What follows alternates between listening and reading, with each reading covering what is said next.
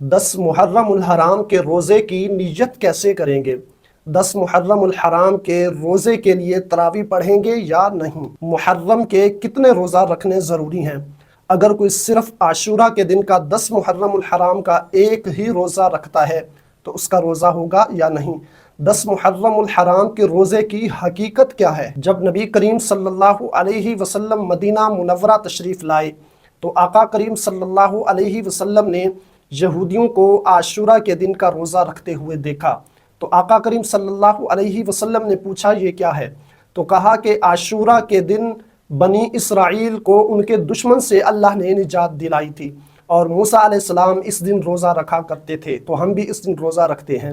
تو آقا کریم صلی اللہ علیہ وسلم نے فرمایا کہ ہم تم سے زیادہ حقدار ہیں موسیٰ کے۔ تو نبی کریم صلی اللہ علیہ وسلم نے خود بھی عاشورہ کے دن روزہ رکھا اور صحابہ کرام کو بھی عاشورہ کے دن روزہ رکھنے کا حکم دیا۔ حضرت ابن عباس رضی اللہ تعالی عنہما سے روایت ہے، فرماتے ہیں کہ کسی اور دن اتنی زیادہ رغبت کے ساتھ نبی کریم کو روزہ رکھتے نہیں دیکھا جتنی زیادہ رغبت کے ساتھ عاشورہ یعنی 10 محرم الحرام کے دن ہم نے آقا کریم صلی اللہ علیہ وسلم کو روزہ رکھتے ہوئے دیکھا۔ اور 10 محرم یعنی عاشورہ کے دن کے روزے کی فضیلت بیان کرتے ہوئے آقا کریم صلی اللہ علیہ وسلم نے فرمایا، حضرت ابو قتادہ رضی اللہ تعالی عنہ سے یہ روایت ہے کہ نبی کریم صلی اللہ علیہ وسلم سے پوچھا گیا کہ عاشورہ کے دن کا روزہ کیا ہے؟ تو نبی پاک صلی اللہ علیہ وسلم نے فرمایا اس روزے کی اتنی زیادہ فضیلت ہے کہ گزشتہ 1 سال کے گناہوں کا کفارہ بن جاتا ہے۔ تو سبحان اللہ، بہت زیادہ فضیلت ہے۔ اس عظیم موقع کا فائدہ اٹھاتے ہوئے آپ 10 محرم کا روزہ رکھیں اور اپنے سابقہ 1 سال کے گناہوں کا کفارہ ادا کریں۔ تو اب بہت سارے لوگ یہ بھی سوال کر رہے ہیں کہ عاشورہ کے دن کے روزے کی نیت کیسے کریں گے؟ بہت سارے لوگوں کے کمنٹ آ رہے تھے کہ عاشورہ کے دن کا روزہ کیسے رکھیں، اس کی نیت کا طریقہ کیا ہے؟ اور بہت سارے لوگ عاشورہ کے دن کا روزہ اس لیے بھی چھوڑ دیتے ہیں کہ انہیں عاشورہ کے روزے کی فضیلت کا تو پتہ ہوتا ہے لیکن نیت نہیں آتی۔ نیت نہ آنے کی وجہ سے وہ اس روزے کو نہیں رکھ پاتے ہیں۔ تو اس کی نیت کیا ہے؟ دیکھیں، اصل نیت جو ہے انما الاعمال بالنیات، کہ اعمال کا دار و مدار نیتوں پر ہے۔ اب اعمال کا دار و مدار نیتوں پر کیسے؟ وہ اس طرح کہ اگر آپ روزہ رکھتے ہیں اور صبح 3 بجے اٹھ کر آپ سحری کرتے ہیں، کوئی آپ سے پوچھے کہ اس وقت کھانا کیوں کھا رہے ہو تو آپ بلا جھجک یہی کہیں گے کہ میں محرم یعنی عاشورہ کے دن کا روزہ رکھ رہا ہوں۔ تو یہ آپ کے دل میں ہی نیت ہے، دل میں نیت ہے تبھی تو آپ 3 بجے اٹھ کر سحری کر رہے ہیں۔ تو یہ اصل نیت آپ کے دل میں ہی ہے، جو آپ رات کو سوتے وقت ہی یہ نیت کر لیتے ہیں کہ میں نے صبح اٹھنا ہے، روزہ رکھنا ہے، اور آپ 3 بجے اٹھ کر سحری کر رہے ہوتے ہیں۔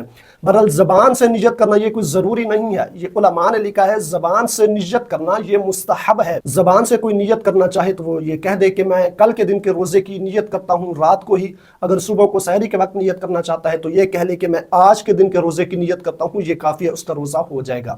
اب اگر کوئی عاشورہ کے دن کا صرف ایک ہی روزہ رکھتا ہے، دیکھیں بہتر تو یہ ہے، فضیلت تو یہ ہے، افضل ہے کہ 2 روزے رکھے جائیں۔ 9 محرم الحرام کو بھی روزہ رکھا جائے اور 10 محرم کو بھی روزہ رکھا جائے، یا 10 محرم کو روزہ رکھا جائے اور 11 محرم کو بھی ساتھ روزہ رکھا جائے، یعنی عاشورہ 10 محرم کے آگے ایک روزہ رکھا جائے یا اس کے پیچھے، یعنی 9 یا 11 محرم کو روزہ رکھا جائے۔ نبی کریم صلی اللہ علیہ وسلم کا بھی فرمان موجود ہے کہ یہودی 10 محرم کو روزہ رکھا کرتے تھے، تو آپ ایک دن پہلے روزہ رکھ لیں یا 11 محرم کو روزہ رکھ لیں تاکہ ان سے مخالفت ہو جائے، ان سے مشابہت نہ ہو۔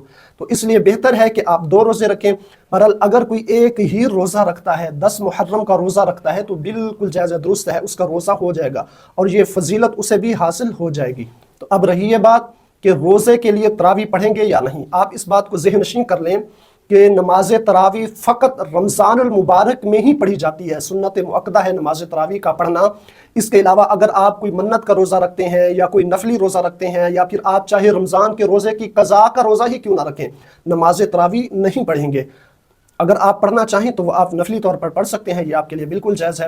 میری آپ سب سے گزارش ہے کہ آپ 10 محرم کو روزہ رکھیں، اپنے لیے بھی دعا کریں، میرے لیے بھی دعا کریں اور پوری امت مسلمہ کے لیے دعا کریں۔ اللہ ہم سب کو عمل کی توفیق عطا فرمائے۔ السلام علیکم۔